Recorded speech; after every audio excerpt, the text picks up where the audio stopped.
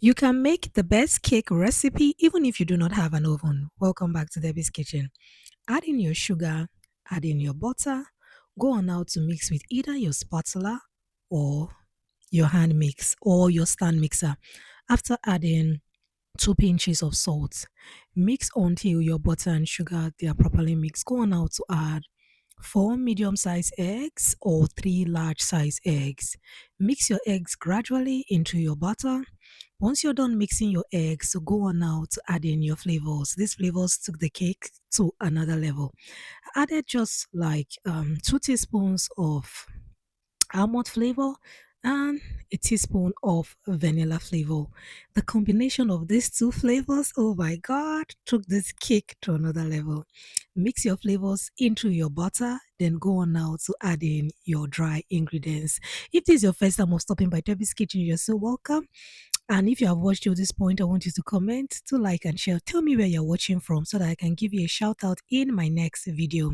Now we are adding in our flour.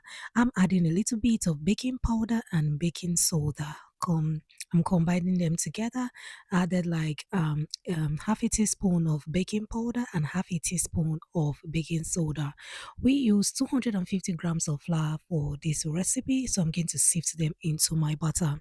So after sifting all my dry ingredients, I'm going to go on now to mix. This cake recipe is so easy, even if you do not have a hand mixer, a stand mixer.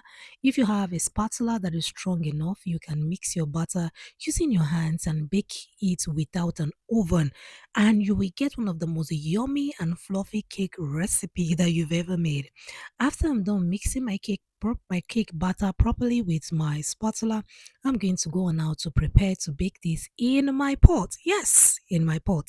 But before I do that, I'm going to grease my pan with vegetable oil. You can use vegetable oil or butter. Just grease with vegetable oil, sprinkle a little bit of flour, then you spread your flour. This helps your cake to slide out easily without it getting stuck to your pan. I'm just going to place kitchen baking paper at the base of my pan. This will prevent your cake from getting burnt. So very important. Take note of that. I'm going to add in my butter into my pan carefully. When I'm done adding in my butter into my pan, I'm just going to spread my butter. You want to make sure that you spread your butter. You don't just want to pour your butter into your pan and leave it piled up. Yeah, so spread your butter.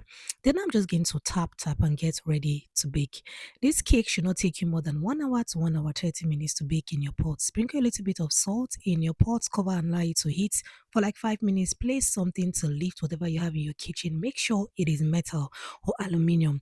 Cover your pot with your kitchen foil for 1 hour to 1 hour 30 minutes. Please do not open your pot repeatedly while baking. Allow it to bake for at least 1 hour 10 minutes before checking.